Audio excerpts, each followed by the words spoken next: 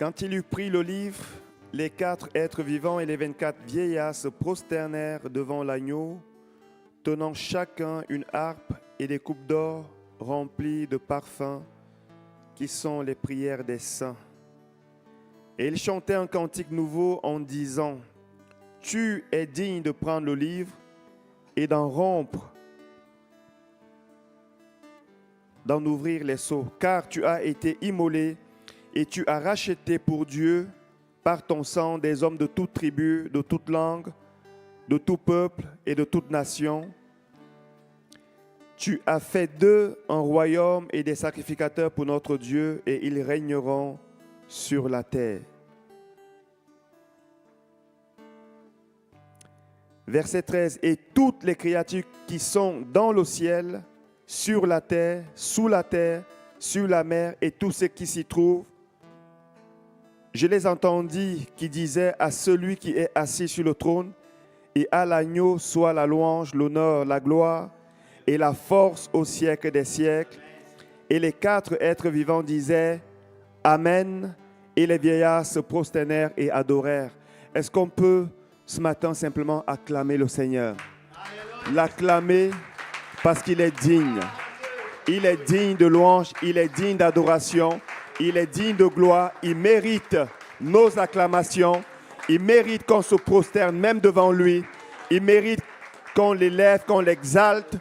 Il est Dieu, il est digne, il a vaincu à la croix, il est mort à la croix, il est ressuscité, il est notre Dieu. Amen. Amen. Ça, c'est intéressant dans ce passage de voir que la parole de Dieu nous dit toutes les créatures qui sont sur la terre et sous la terre. Même sous la terre. Dans le ciel, sur la terre et sous la terre, dans les 3 dimensions du ciel, tous adorent l'agneau. Ils se prosternent devant le Seigneur et ça rejoint cette parole qui est dit « Tout genou fléchira devant l'agneau. » Tout genou, tout genou. Il est digne d'être adoré, il est digne d'être loué. Comme je l'ai souvent dit, lorsque nous louons le Seigneur, c'est une information que nous envoyons à notre âme pour lui dire « Dieu est encore Dieu ». Amen. Quelle que soit la situation que tu traverses, quelle que soit la situation que tu vis, Dieu est et il restera Dieu. Amen. Deuxième information, lorsque nous louons le Seigneur, c'est une information que nous envoyons à Satan, notre ennemi, pour lui dire « Tu n'as pas encore gagné ». Tu n'as pas encore gagné parce que ce que l'ennemi attaque, c'est notre foi. Et lorsque la foi ne s'exprime plus par la louange et l'adoration, elle a commencé à mourir. Mais lorsque nous louons le Seigneur, nous disons à Satan que tu n'as pas encore gagné. Et nous disons à notre âme que Dieu est encore Dieu. C'est la raison pour laquelle il est important de continuer de louer et d'adorer le Seigneur en tout temps et en toutes circonstances. Ce matin, nous allons accueillir mon ami Laurent Favre. Laurent Favre que plusieurs ici connaissent déjà. Est-ce qu'il y a quelqu'un qui ne connaît pas Laurent Favre ce matin? OK. D'accord. Quelques personnes qui ne le connaissent pas. Laurent Favre, c'est une personne qui a tellement de casquettes, je ne sais pas, je ne les connais pas toutes. Je crois qu'il est conférencier, il a écrit un ou plusieurs livres, je ne sais pas, j'en connais un qui est juste là, il va nous le présenter. C'est une personne qui a un ministère international AIMG, c'est ça? AIME. Et ce que j'aime beaucoup avec Laurent, depuis que je l'ai rencontré, il a en lui le caractère de Jésus. Vous savez, il y a beaucoup de gens qui parlent de Jésus, mais qui ne reflètent pas toujours Jésus. Et ce que j'aime avec lui, il ne laisse jamais quelqu'un être en dessous de lui. Jamais. Il est un peu comme Jésus, vous savez, dans les béatitudes, la Bible dit, il est sur une montagne et qu'est-ce qu'il va faire? Il va s'asseoir avant d'enseigner. Comme s'il voulait se mettre au même niveau que les autres. C'est comme ça qu'il est notre Seigneur Jésus.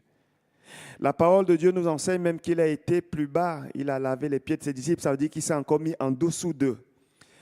Et Laurent Favre a ce caractère-là que j'apprécie beaucoup. C'est un ami maintenant depuis quelques années. Quelqu'un qui m'a beaucoup encouragé, quelqu'un qui m'a beaucoup conseillé et qui est toujours là. Même quand on ne le voit pas, il est là. Je le sais, avec son épouse Bernaline. Ils sont là ce matin. Est-ce qu'on peut les accueillir chaleureusement?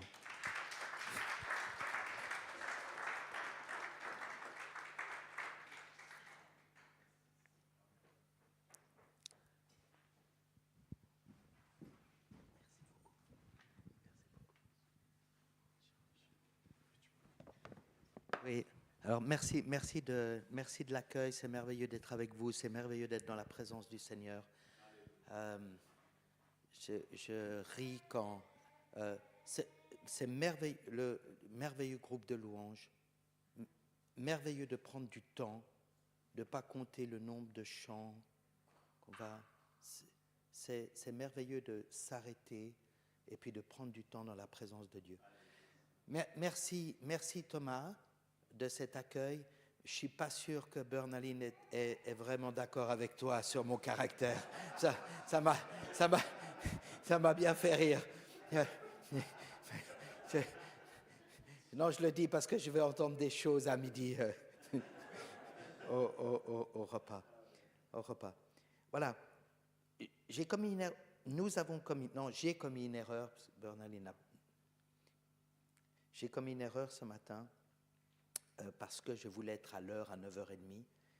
Mais en fait, j'aurais dû comprendre que 9h30 voulait dire 10h. Non, je vous ai amené un livre. Vous savez qu'on rentre dans cette semaine de Pâques, la semaine qui précède Pâques. Et lors de la semaine qui précède Pâques, Jésus a donné ce qu'on appelle le discours sur le mont des Oliviers, qu'on retrouve dans dans Matthieu 24, Marc 13 et Luc 21. Et Bernaline et moi, on a écrit un livre sur le message de Jésus sur le mont des Oliviers selon Luc 21. Et ce livre, en fait, n'est pas à vendre, mais comme tout livre, il est à lire, n'est-ce pas? Et je ne sais pas si quelqu'un aimerait une copie de ce livre, un exemplaire de ce livre. Voilà, si tu peux venir, tu es le premier. Merci, mon frère, si tu peux venir. Je te l'offre bien volontiers. Voilà, je te l'offre bien volontiers. Voilà, maintenant reste ici. Est-ce qu'il y a quelqu'un d'autre qui aimerait ces livres? Oui. D'accord, très bien, très bien. Merci beaucoup. Celui-là, il est pour toi. Mon erreur, c'est de les avoir oubliés, mais ce qu'on va faire, c'est on va vous en amener, et puis comme ça, tous ceux qui voudront en avoir pour dimanche prochain ou les dimanches à suivre, si tu es d'accord, Thomas, ils les auront. Voilà, gloire à Dieu. C'est merveilleux d'être avec vous. Bernaline, tu aimerais dire quelque chose? Non? T'es sûr? Ok, très bien. Alors, si vous avez une Bible, prenez une Bible. Si vous n'avez pas une Bible, et j'aimerais vous inviter à Deutéronome chapitre 4. Et puis avant, en fait, je me tourne vers Maxime, parce que je ne sais pas exactement en technologie comment ça se passe. En fait, Maxime, je t'ai envoyé 2 vidéos. Et j'aimerais qu'on puisse regarder une de ces 2 vidéos, mais je ne sais pas laquelle. Alors, je vais me tourner vers Bernaline. Est-ce que je montre la vidéo quand j'étais là-bas, ou est-ce que je montre la dernière vidéo quand j'étais là-bas? D'accord. Alors, j'aimerais bien, si vous êtes d'accord, je vous promets que ces 4 minutes seront déduites de la prédication. D'accord? Vous êtes d'accord? Ok. Quelques semaines...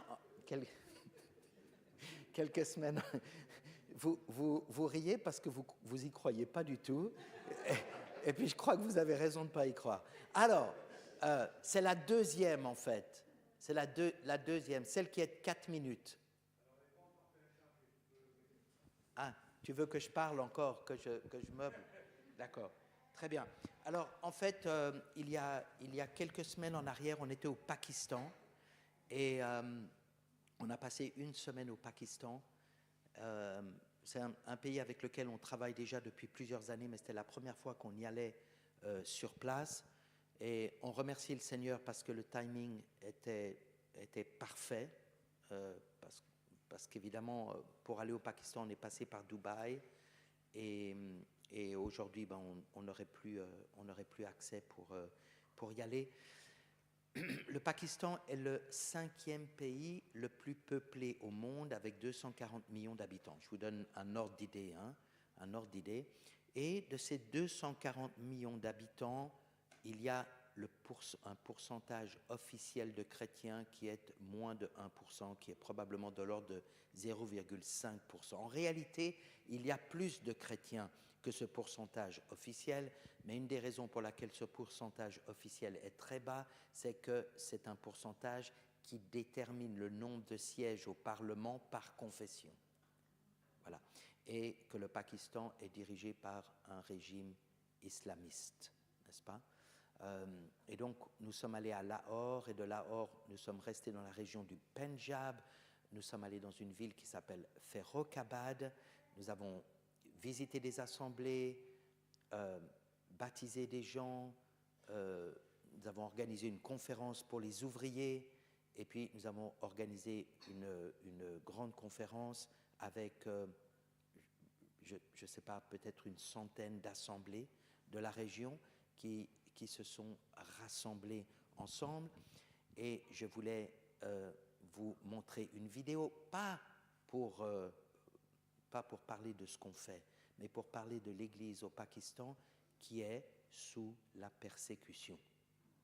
Parmi les gens que vous allez voir, il y a des gens qui sont dans l'esclavage, et dans l'esclavage, les esclaves au Pakistan sont des gens qui fabriquent des briques. Et en fait, ils sont sous l'esclavage à travers des dettes envers leurs créanciers. C'est comme ça que les gens amènent toute une population dans l'esclavage.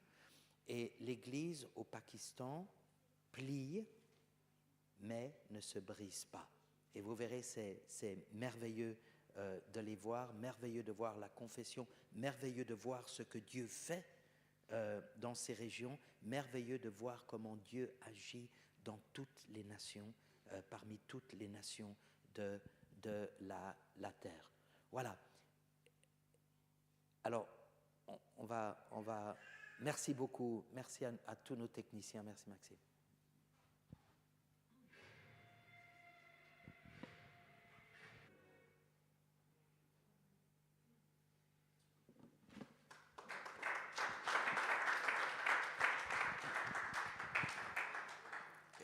Il y avait 4000 personnes à cette réunion et ils ont voulu préparer 4000 repas.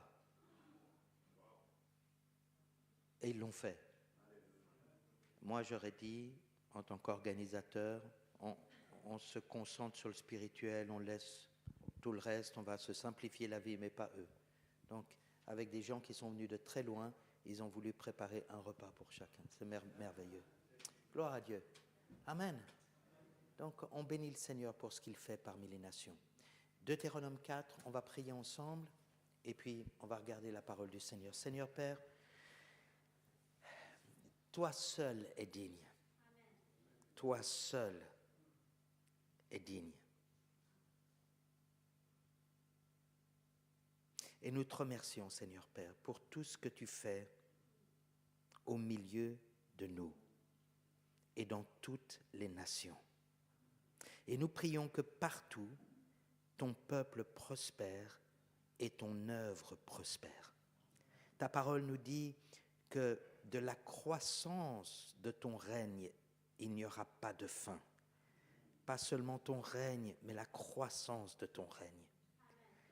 Et nous prions, Seigneur, que de plus en plus dans nos nations, nous voyons le royaume de Dieu se manifester. Nous croyons que nous servons le Dieu de Daniel, celui qui règne sur tous les royaumes des hommes de la terre. Tu es le roi des rois. Tu es le Seigneur des seigneurs. Ce matin, nous voulons te remettre les nations entre tes mains. Nous voulons te remettre Israël entre tes mains. Nous voulons te remettre l'Iran entre tes mains. Nous voulons te remettre l'Arabie Saoudite. Nous voulons te remettre les Émirats Arabes Unis. Nous voulons te remettre le Pakistan, l'Afghanistan, l'Irak, la Syrie, le Liban et bien d'autres encore. Et Seigneur Père, dans ce qui semble être un tel chaos, Seigneur, nous prions que tu interviennes avec ta justice, avec ta paix, avec ton amour et avec la vérité. Seigneur Père, nous te le demandons au nom de Jésus-Christ. Et merci pour ta parole ce matin. Nous savons que tu bénis toujours ta parole, mais nous prions que nos cœurs, nos pensées, Seigneur Père, soient ouverts à ce que tu veux nous dire. Au nom de Jésus-Christ. Amen.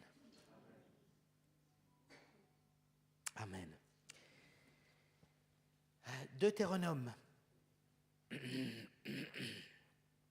chapitre 4, et on va lire plusieurs versets, merci beaucoup.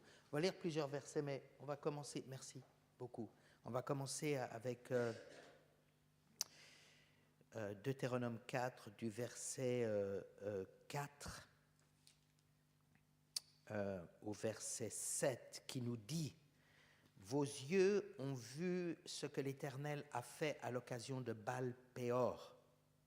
L'Éternel, ton Dieu, a détruit du milieu de toi tous ceux qui étaient allés après Baal-Péor. Et vous, qui vous êtes attachés à l'Éternel, votre Dieu, vous êtes aujourd'hui tous vivants. Voici, je vous ai enseigné des lois et des ordonnances comme l'Éternel, mon Dieu, me l'a demandé, afin que vous les mettiez en pratique dans le pays que vous allez prendre possession, dont vous allez prendre possession. Vous les observerez, vous les mettrez en pratique, car ce sera là votre sagesse et votre intelligence aux yeux des peuples qui entendront parler de toutes ces lois et qui diront « Cette grande nation est un peuple absolument sage et intelligent. » Quelle est en effet la grande nation qui ait des dieux aussi proches que l'Éternel notre Dieu? L'est de nous toutes les fois que nous l'invoquons. Et quelle est la grande nation qui ait des lois et des ordonnances justes comme toute cette loi que je vous présente aujourd'hui? J'ai intitulé ce message ce matin « Eux et nous, vous et moi, lui et toi ». Vous connaissez ce qu'on appelle la Pentateuque, les 5 premiers livres de la Genèse, ou les 5 premiers livres de la Bible, la Genèse, Lévitique, la Genèse, Exode, Lévitique, Nombre et Deutéronome. Ce sont des noms, des intitulés que nous avons donnés, nous, Église des Nations, mais qui ne sont pas les intitulés initiales de ces livres.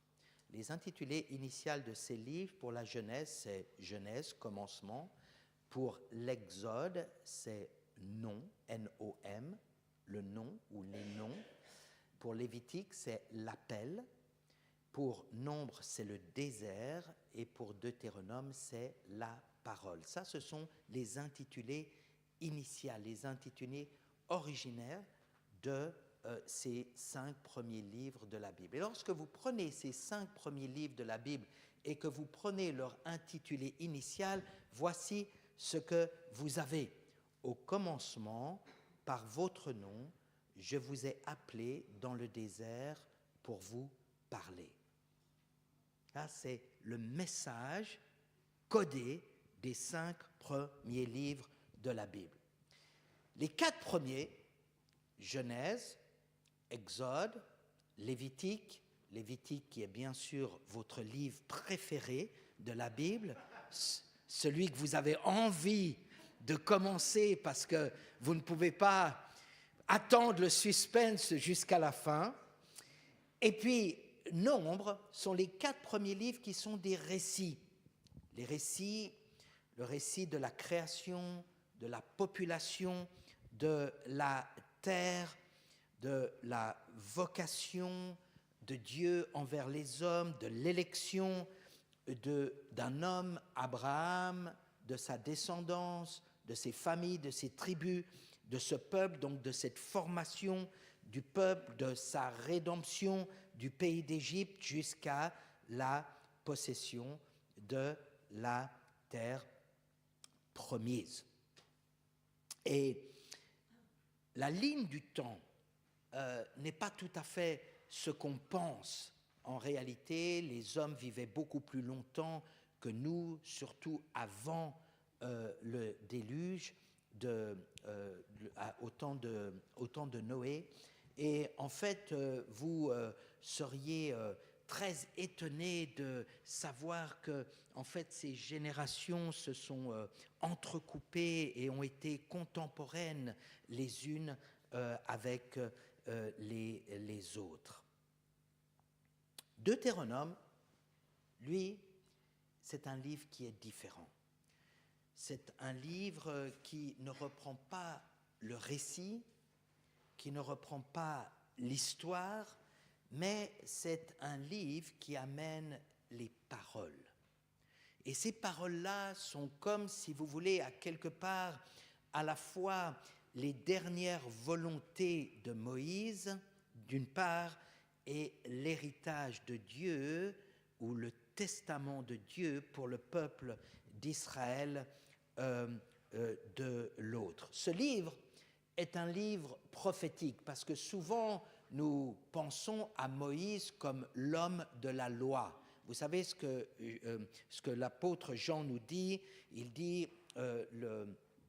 nous dit que la loi est venue avec Moïse, mais la vérité et la grâce sont venues avec Jésus-Christ. Et donc souvent, on allie Moïse à la loi. Or, avant d'être un homme de la loi, Moïse doit être reconnu comme un prophète, un homme de prophétie.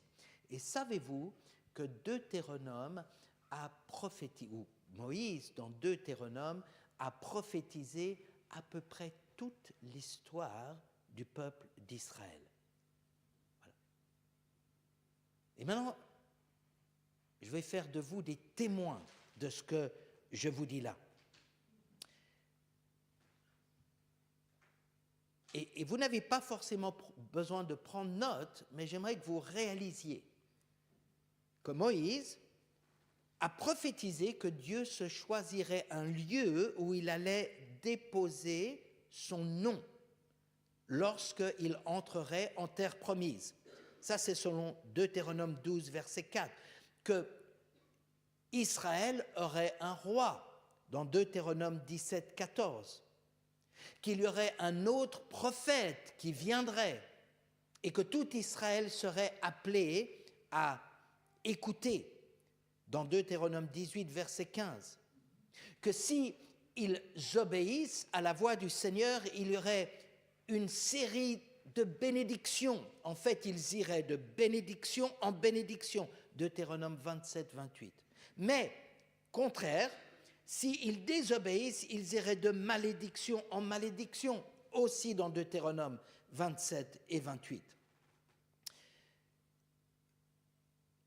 Moïse prophétise qu'ils iraient en exil, hors de la terre promise qu'ils étaient appelés à prendre en possession. Mais il ne prophétise pas seulement l'exil, mais il prophétise le retour en terre promise dans Deutéronome 30, versets 1 à 5. Moïse prophétise une nouvelle alliance, au-delà de l'alliance que lui-même a amenée, au-delà des alliances qui existaient jusqu'alors, au-delà de l'alliance avec Noé, de l'alliance avec Abraham, de l'alliance que Moïse remet entre les mains d'Israël, il y aurait une nouvelle alliance. Dans cette nouvelle alliance, il prophétise que la circoncision ne serait pas celle de la chair, mais celle du cœur, dans Deutéronome 30 et verset 6. Finalement, Moïse prophétise qu'au-delà d'Israël, il a un peuple parmi toutes les nations qui allait entrer dans le plan de Dieu, dans la rédemption de Dieu, dans cette nouvelle alliance qu'il allait établir selon Deutéronome 32 et verset 19. En réalité, Moïse avait tout prophétisé à l'avance. Alléluia. 8 prophéties qui reprennent non pas le récit du passé, mais de ce qui allait leur attendre. Qu'est-ce que c'est? Une destinée. Une destinée comme aucune autre. Et c'est la raison pour laquelle Moïse leur dit, à ce moment-là, en dehors du récit, au-delà du récit, là, le récit se termine, j'ai à Deutéronome 3, et dans Deutéronome 4, il est dit, Moïse leur dit, maintenant Israël, écoute les lois et les ordonnances que je vous enseigne. Maintenant, ce qui va déterminer ta destinée, ça va être ton attitude. Ça va être ce que tu vas faire de ce que je vais te dire, ce que tu vas faire du testament que je remets entre tes mains, ce que tu fais de l'héritage que je te confie. Et dans l'héritage que je te confie, eh bien, il y a ceux qui croient et il y a ceux qui ne croient pas. Il y a eux et il y a nous. Et nous ne sommes pas appelés à être comme eux. Quiconque veut entrer dans une destinée ne doit pas avoir peur d'être différent. Israël est différente de toutes les nations. Et combien de fois Israël voudrait ne pas être différente? Combien de fois Israël aimerait se confondre parmi les nations? Mais Israël a une destinée. Et j'aimerais, frères et sœurs, que nous aussi, nous n'ayons pas peur d'être différents, que nous n'ayons pas peur de penser différemment, de parler différemment, d'agir différemment. Pourquoi? Parce que notre destinée n'est pas de ce monde. Notre destinée va bien au-delà de ce monde.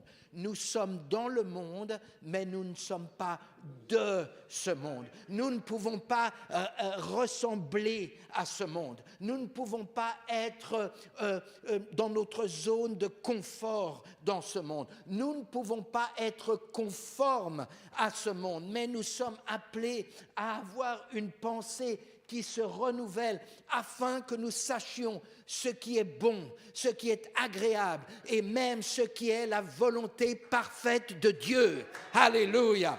Notre Dieu est un Dieu qui est ambitieux envers quiconque met sa foi en lui.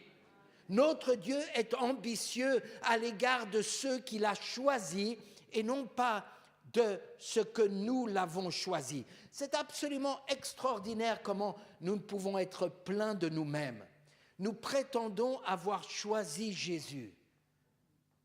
Mais Jésus dit à ses disciples, ce n'est pas vous qui m'avez choisi, c'est moi qui vous ai choisi. Mais est-ce que nous pouvons réaliser qu'il nous connaissait avant même que nous existions?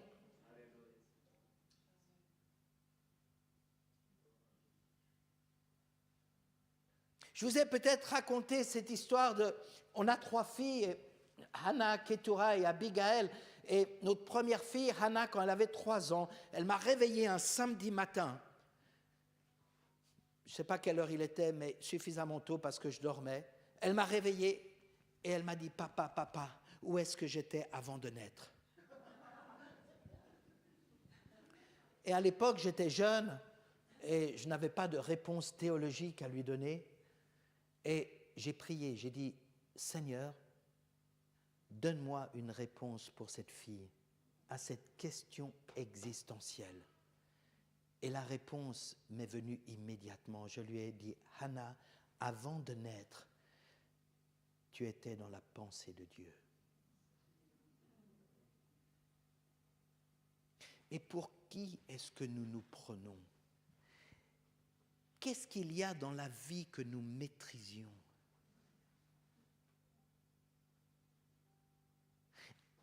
Avant de naître, déjà, il nous connaissait. Déjà, nous étions dans sa pensée. Déjà, il avait préparé une identité. Déjà, il avait déjà préparé une destinée.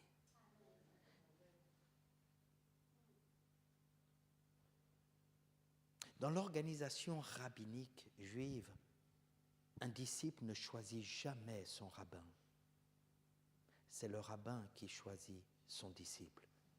Évidemment, ce choix ne peut pas être imposé. Il doit être accepté, il doit être accueilli. Il a choisi chacun de ses disciples.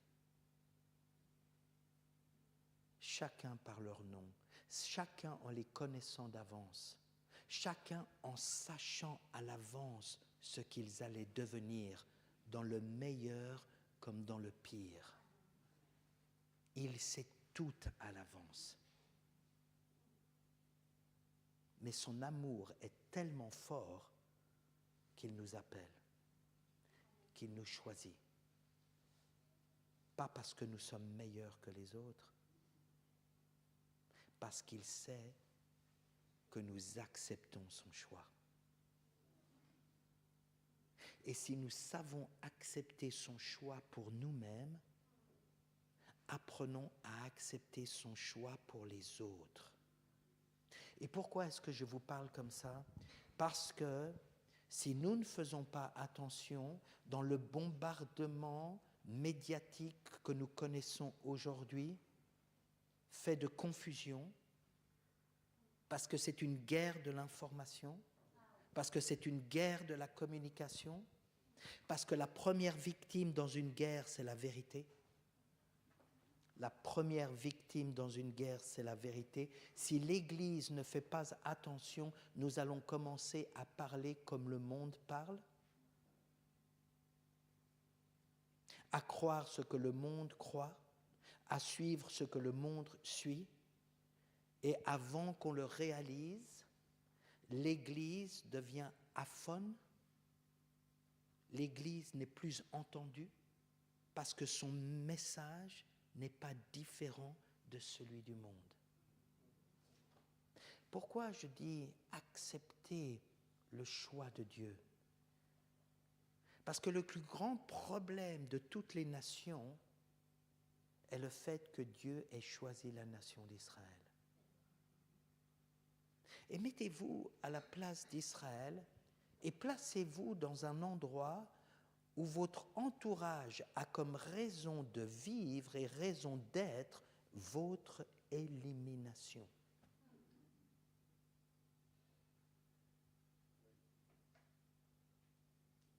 Et pourquoi votre élimination?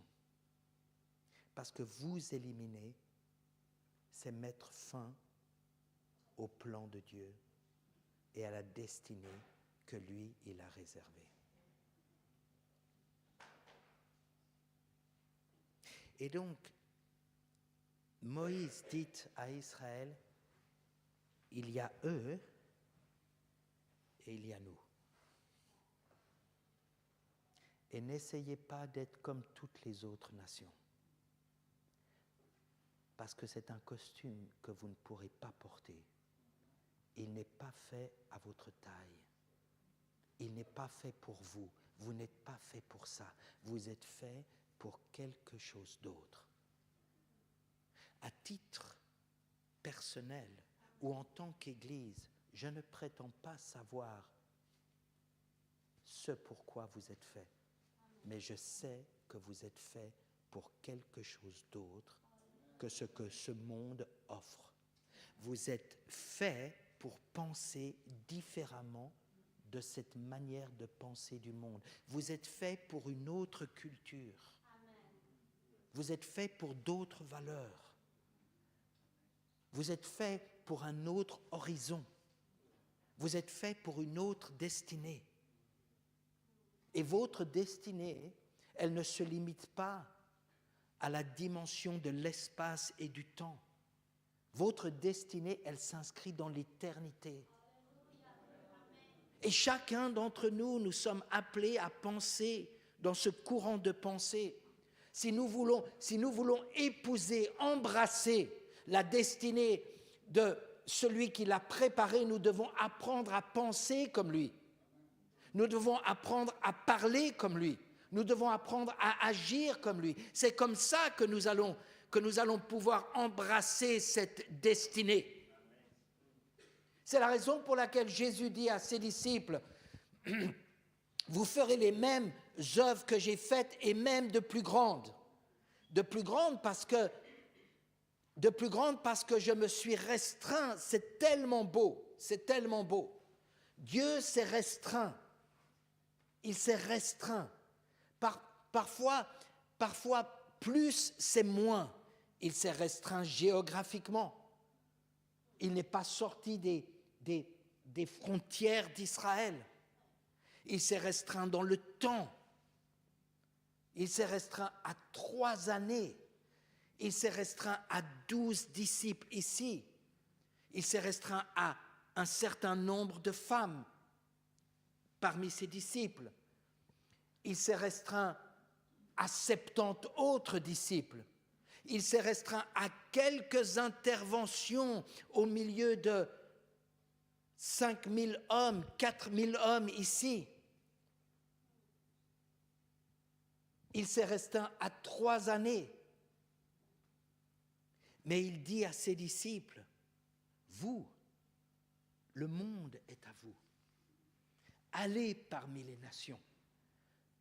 Vous allez faire les mêmes choses que je fais. Vous allez porter ma parole, vous allez porter ma pensée, et c'est comme ça que vous allez accomplir votre destinée. Est-ce que Israël accomplit sa destinée? Non, non, pas encore, pas encore. Et la meilleure prière que nous puissions élever devant Dieu, ce n'est pas la protection d'Israël. Non, c'est que Israël entre dans sa destinée. Israël entre dans sa destinée. Et aussi longtemps qu'Israël n'entrera pas dans sa destinée, elle ne sera pas vraiment qui elle est, ce qu'elle est appelée à devenir et ce qu'elle est appelée à accomplir sur cette terre. Elle ne l'est que partiellement. Et frères et sœurs, nous n'allons pas nous satisfaire du partiel. Nous n'allons pas nous satisfaire du partiel. Nous sommes appelés à changer notre manière de penser. Nous appelons ça métanoïa, nous appelons ça la repentance, et n'ayons pas peur de ces termes. N'ayons pas peur du terme péché, n'ayons pas peur du terme iniquité, n'ayons pas peur du terme repentance. Et nous devons avoir de vrais diagnostics si on veut vraiment connaître une vraie thérapie. Nous ne devons pas avoir peur de dire les choses telles qu'elles sont. Parce que c'est comme ça que nous en sommes libérés, c'est comme ça que nous en sommes affranchis. Vous connaîtrez la vérité et la vérité vous rendra libre.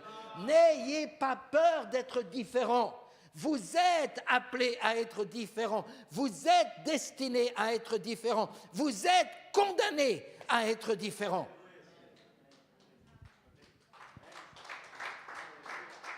Et nous voulons rechercher ce qui est bon, ce qui est agréable. Mais pas seulement ce qui est bon et agréable. Nous voulons rechercher la volonté parfaite de Dieu. Je ne veux pas me satisfaire de ce qui est bon. Et je ne veux pas me satisfaire de ce qui est agréable. Je veux la volonté parfaite de Dieu. Je veux être au bon moment avec les bonnes personnes, dans les bons projets. Je veux pouvoir épouser la pensée de Dieu, le cœur de Dieu, le fardeau de Dieu. Je veux accomplir ma destinée. Je veux être pleinement moi-même, pas pour moi, mais pour ce pourquoi j'ai été fait sur cette terre. Et je ne suis pas sur cette terre pour satisfaire mes propres convoitises et mes propres désirs et mes propres ambitions et de nourrir une chair qui de toute façon ne sera jamais satisfaite. Jamais. Pourquoi est-ce que je nourrirais quelque chose qui de toute façon ne sera jamais satisfait? Combien de temps est-ce que je vais perdre? Combien d'argent, combien de ressources est-ce que je vais allouer à quelque chose qui ne sera jamais satisfait?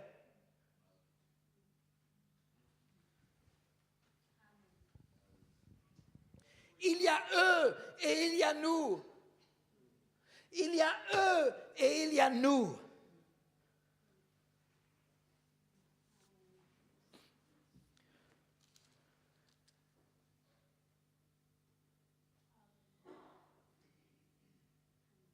Et c'est le seul nous, un des seuls nous, peut-être le seul nous, que nous retrouvons dans le livre de Deutéronome à partir du chapitre 4. Parce que Moïse va ensuite passer à un autre pronom. Ce sera plus eux, ce sera plus nous, mais ce sera vous. Vous. Là, maintenant, Moïse, il parle cœur à cœur avec le peuple d'Israël.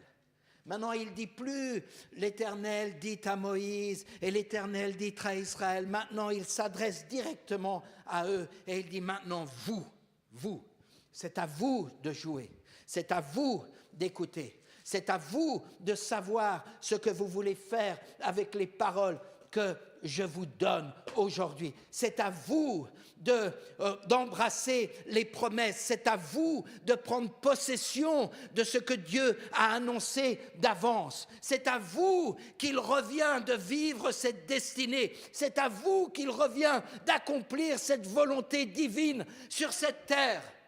C'est à vous que revient cette responsabilité. C'est à vous, parce que moi, je vais me retirer.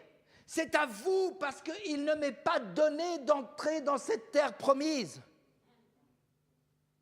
Ou plutôt d'entrer dans cette terre promise maintenant.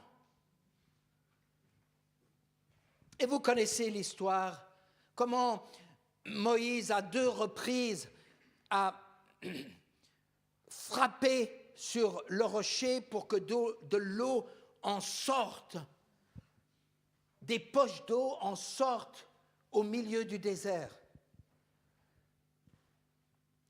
Et à un moment donné, au commencement de cette traversée du désert, et vous verrez dans le livre de Deutéronome, Moïse leur dit quelque chose comme ça. C'est le commencement de Deutéronome. Regardez ce qu'il leur dit. Et je pense que ça vaut la peine parce que, frères et sœurs, on ne veut plus. Je ne vais pas vous l'imputer, mais je vais vous inviter à ne plus gâcher votre temps, votre énergie. Et maintenant, je vais parler avec s'il vous plaît, je vais parler avec un grand respect. Mais j'ai remarqué quelque chose. Quand on est jeune, on pense que l'éternité est devant nous, sur cette terre. Quand on commence à prendre de l'âge, j'ai remarqué qu'à un certain moment donné, c'est comme si on entrait dans un compte à rebours. Et vous savez, le temps, c'est comme l'argent. Moins on en a et le mieux on le gère. Et moi, je vous pose la question, qu'est-ce que vous allez faire avec le temps qui vous reste sur cette terre? Et on fait un compte à rebours comme si on connaissait encore le temps qui nous reste. En réalité, personne, à moins que le Seigneur vous l'ait révélé, personne ne sait combien de temps il nous reste. Personne. Personne. Mais regardez au niveau du temps ce que dit Moïse. Et vous me pardonnez si ce sermon n'est pas forcément bien structuré. L'important, c'est le message, n'est-ce pas? Hein? Ok, regardez ce qu'il dit. Dans Deutéronome chapitre 1. Voici les paroles que Moïse adressa à tout Israël de l'autre côté du Jourdain, dans le désert, dans la plaine vis-à-vis de Sup, entre différents noms. Il y a 11 journées depuis Horeb par le chemin de la montagne de Séir jusqu'à Kades Barnéa, dans la 40e année, au 11e mois, le premier du mois, Moïse parla aux enfants d'Israël selon tout ce que l'Éternel lui avait ordonné de leur dire.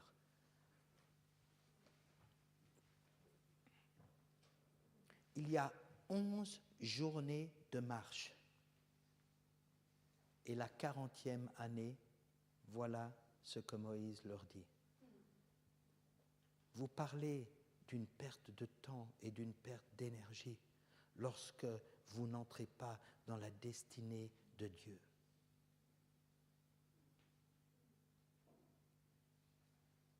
Je ne sais pas ce qu'il en est de vous, mais je n'ai pas envie de tourner en rond dans ma vie. Et je veux bien accepter les périodes de désert dans lesquelles le Seigneur nous fera traverser. Mais je ne veux que les traverser. Et assez rapidement si possible. Et il y a beaucoup de choses que Dieu nous...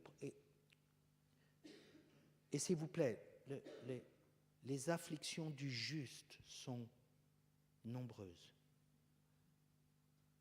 Les afflictions du juste sont nombreuses. Ce n'est pas parce que vous avez des afflictions que vous vivez une mauvaise vie. Ce n'est pas parce que vous avez des afflictions que vous n'êtes pas dans la volonté de Dieu. Non, mais moi, je te donne vraiment un sujet de prière. Parce qu'avec tout ce qu'il vit, tout ce qu'elle vit, moi, je me demande où se trouvent ses péchés. Oui, ça c'est notre esprit de jugement. Mais dans la volonté de Dieu, il y a beaucoup d'afflictions. Et les gens qui sont dans l'affliction, ils n'ont pas besoin de nos prières de jugement. Ils ont besoin de notre compassion, de notre aide, de notre accompagnement.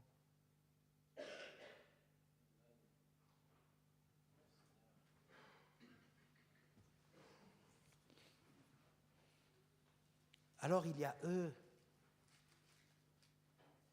et il y a nous. Et Moïse frappe sur le rocher la première fois et la deuxième fois, 40 ans après, Dieu dit à Moïse, parle au rocher pour que de l'eau en sorte.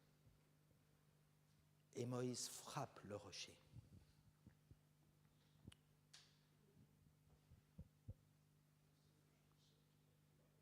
Quand on accomplit notre destinée, on ne l'accomplit pas sur la base de nos expériences passées. On ne l'accomplit pas sur une soi-disant expertise. On n'accomplit pas la volonté de Dieu aujourd'hui et demain sur la base de ce qu'on a vécu hier. On l'accomplit sur la base de ce que Dieu nous dit. Ce n'était plus le temps pour frapper le rocher, c'était le temps pour parler au rocher. Et d'ailleurs, ce sont deux mots totalement différents parce que le premier rocher sur lequel il a frappé, le terme qui est utilisé en hébreu, c'est un rocher qui est dur. Alors que le deuxième rocher auquel il devait parler, c'est un terme en hébreu qui est d'une roche tendre. Et c'est comme si le rocher était à l'image du peuple d'Israël. Lorsqu'il était dur, il devait frapper. Lorsqu'il est tendre, il suffit de lui parler. Et là est le moment de la parole. Je vous le dis maintenant, Israël. Maintenant pour Israël, pour entrer dans la terre promise, ce n'était plus une question de correction, c'était une question de proclamation. C'était un autre style de management. Et Moïse n'a pas vu la différence. Moïse a continué à vivre avec ce peuple, mais une nouvelle génération est venue, une génération tendre, une génération qui a cru, une génération qui était prête à obéir, qui était prête à suivre. Les géants étaient toujours là-bas. 40 ans après, Canaan n'avait pas changé. Les géants étaient toujours là, les villes étaient toujours là, les grands murs étaient toujours là, Jéricho était toujours là. Qu'est-ce qui avait changé? La génération. Qu'est-ce qui avait changé? L'attitude. Qu'est-ce qui avait changé? Le cœur. Ils étaient prêts à y aller. Ils étaient prêts à traverser le Jourdain. Ils étaient prêts à prendre possession. Frères et sœurs, le Seigneur, nous, mais en fait je ne vais pas dire nous parce que Moïse, lui, passe du nous à vous, vous êtes appelés à croire. Si vous entendez sa voix, n'endurcissez pas son cœur. Croyez, croyez. Croyez envers et contre tout. Vous êtes destinés à croire. Vous êtes condamnés à croire. Croyez parce que votre destinée n'est que dans la foi. Il n'y a pas de destinée dans l'incrédulité. Il n'y a aucune destinée dans l'incrédulité. Et Dieu cherche un peuple qui croit en lui. Dieu cherche un peuple qui est prêt à le suivre. Dieu cherche un peuple qui est prêt à entrer dans sa destinée. Et Moïse leur dit, moi je ne peux pas. J'ai parlé avec Dieu, j'ai argumenté avec Dieu. Et Dieu m'a dit, maintenant tu arrêtes avec cette histoire. Je paraphrase, mais c'est à peu près ça. Le Seigneur lui a dit, maintenant Moïse, ça suffit. Je ne veux plus entendre parler de cette histoire. Je t'ai dit que tu n'entreras pas dans cette terre promise et tu n'y entreras pas. Alors je vais t'accorder une chose, c'est de la voir. Je te l'accorde. Parce que tu m'as tellement cassé les pieds que, évidemment, pardonnez cette familiarité. Mais... Et en même temps, frères et sœurs, j'aimerais vous dire que votre destinée, comme celle de Moïse, ne s'arrête pas dans la dimension de l'espace et du temps. Et j'aimerais vous dire que Moïse est entré dans la terre promise, que Moïse a mis ses pieds dans la terre promise, parce que Jésus-Christ, sur le mont de la transfiguration, avait sur un de ses côtés comme compagnon Élie et l'autre Moïse sur ce qu'on appelle le mont de la transfiguration, qui probablement était le mont Hermon, qui est aussi appelé Sion, et que Moïse lui-même, auquel Moïse lui-même se réfère. Mais les paroles de Dieu sont vraies. Chaque parole, aucune ne tombe à terre. Et s'il y a certaines paroles qu'on ne connaîtra pas ici sur cette terre, on le connaîtra dans son accomplissement dans l'éternité. Parce que notre vie ne se finit pas ici sur cette terre, c'est juste le commencement. C'est juste le commencement, c'est le balbutiement. C'est là notre destinée.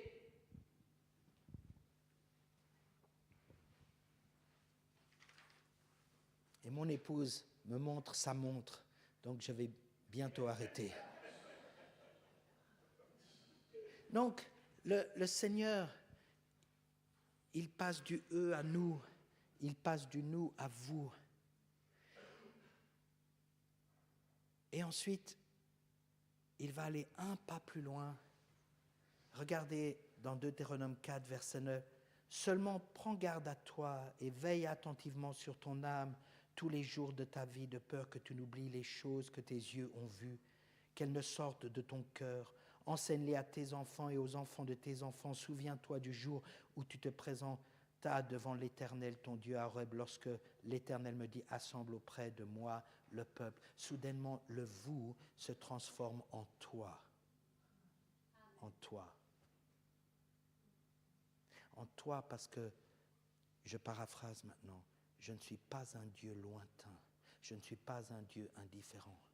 Je suis proche de ceux qui ont le cœur brisé.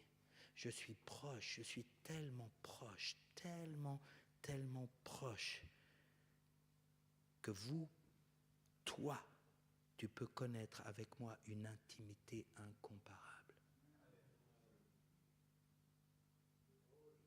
je ne te laisserai pas, je ne t'abandonnerai pas.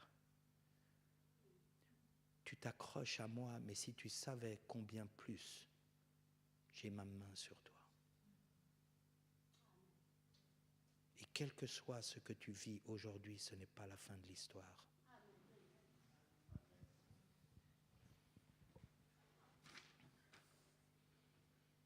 Et donc il y a eux et nous, il y a vous, et il y a toi, et il y a moi, Moïse,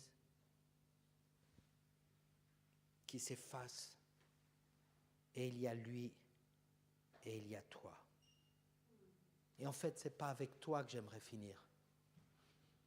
Ce n'est pas avec toi que j'aimerais finir. Je sais qu'on aime bien se mettre toujours au centre. Vous avez déjà regardé une carte du monde? Si vous regardez une carte du monde sous la perspective des Européens, vous verrez que l'Europe est au centre. Mais allez considérer une carte du monde de l'Amérique du Nord, vous verrez que l'Amérique du Nord est au centre. Et puis si vous prenez la carte du monde selon les Australiens, vous verrez l'Australie au centre. On aime toujours se mettre au centre. Mais en fait, je ne veux pas finir avec toi, je veux finir avec lui. Et je finirai avec ça, selon la montre de Bernalin. Dans Deutéronome 4, au verset 35, tu as été rendu témoin de ces choses afin que tu reconnaisses que l'Éternel est Dieu, qu'il n'y en a point d'autre. Du ciel, il t'a fait entendre sa voix pour t'instruire, et sur la terre, il t'a fait voir son grand feu, et tu as entendu ses paroles du milieu du feu. Il a aimé tes pères, il a choisi leur postérité après eux, il t'a fait lui-même sortir d'Égypte par sa grande puissance. Au verset 39, sache donc en ce jour et retiens dans ton cœur que l'Éternel est Dieu, en haut dans les cieux et en bas sur la terre, et qu'il n'y en a point d'autre que lui. Il y a lui. Il y a lui qui rend cette destinée possible. Il y a lui qui a le premier mot et qui a le dernier mot. Il y a lui qui parle depuis les cieux, mais qui agit sur la terre. Il y a lui dont aucune parole tombe à terre. Il y a lui qui n'est pas un homme pour mentir. Il y a lui qui a dit: le ciel et la terre passeront, mais mes paroles ne passeront point. Il y a lui. Et nous ne sommes plus jamais seuls. Il y a lui. Et ce lui, ce n'est pas lui et toi. C'est lui en toi et toi en lui. Et ça, c'est l'assurance d'une destinée accomplie. Prions ensemble.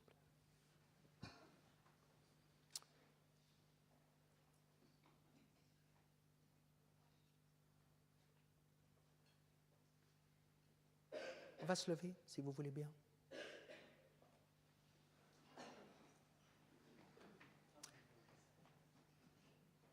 Seigneur Père, c'est un merveilleux peuple que j'ai en face de moi. Ce sont des hommes, des femmes de Dieu, des hommes et des femmes avec un potentiel, avec une destinée, avec une volonté divine, avec un plan. Ce sont des hommes et des femmes avec du découragement parfois. Je ne vais pas parler pour vous tous, mais je parlerai pour certains d'entre vous. Je sais qu'il y a du découragement dans certains d'entre vous. Vous allez me dire, tu enfonces des portes ouvertes. Non, mais il y a un certain découragement.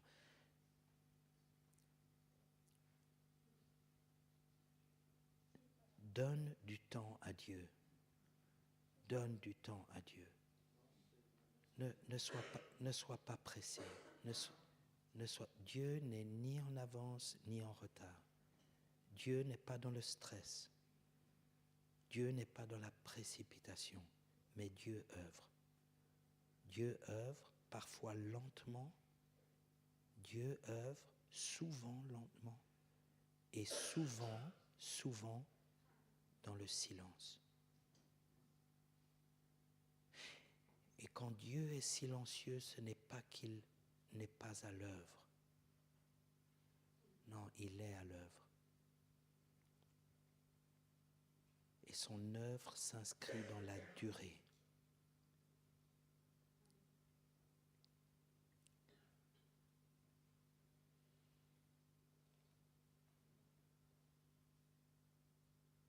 Et ne mets pas à risque l'œuvre de Dieu dans la durée par ton impatience.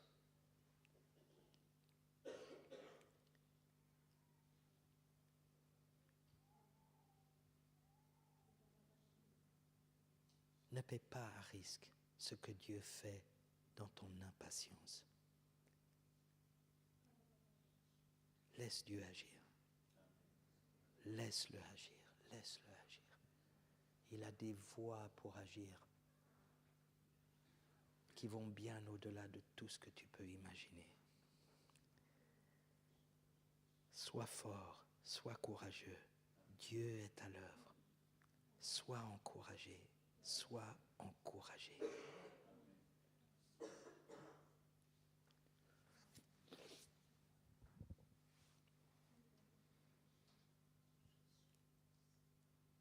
Merci pour un esprit d'encouragement ici. Merci pour un esprit de réconfort. Merci pour un esprit d'exhortation. Merci pour un esprit de révélation, Seigneur Père, que tu puisses révéler à l'Église en tant que corps, mais aussi aux individualités, la volonté parfaite. Qu'est-ce que c'est que tu demandes de chaque personne? Dirige. Seigneur, nous reconnaissons qu'il n'est pas dans l'homme de diriger ses propres pas. Dirige nos pas dans ta parole.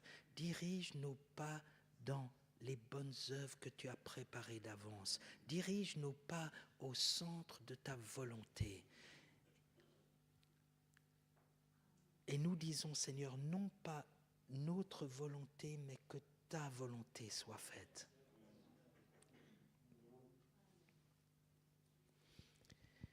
Que chacun ici puisse prospérer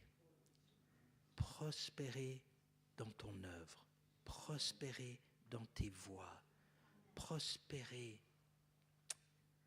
dans ta volonté. Donne-nous de la sagesse, Seigneur. Donne-nous cette sagesse. Donne-nous cette patience pour attendre ce temps parfait de Dieu. Donne-nous ce courage pour entreprendre ce que tu veux que nous entreprenions. Apprends-nous à regarder à toi et pas aux circonstances. Seigneur, nous voici, Seigneur Père, nous voici. Utilise-nous, dirige-nous. Seigneur, instruis-nous. Et nous serons instruits de toi, nous serons dirigés par toi, nous serons utilisés par toi. Une bénédiction sur chacun. Le Seigneur vous bénit, le Seigneur vous garde. Le Seigneur brille sur vous et le Seigneur vous donne sa grâce. Le Seigneur se tourne vers vous et le Seigneur vous donne sa paix, son bien-être. Le Seigneur vous donne son shalom. Au nom de Jésus-Christ. Amen.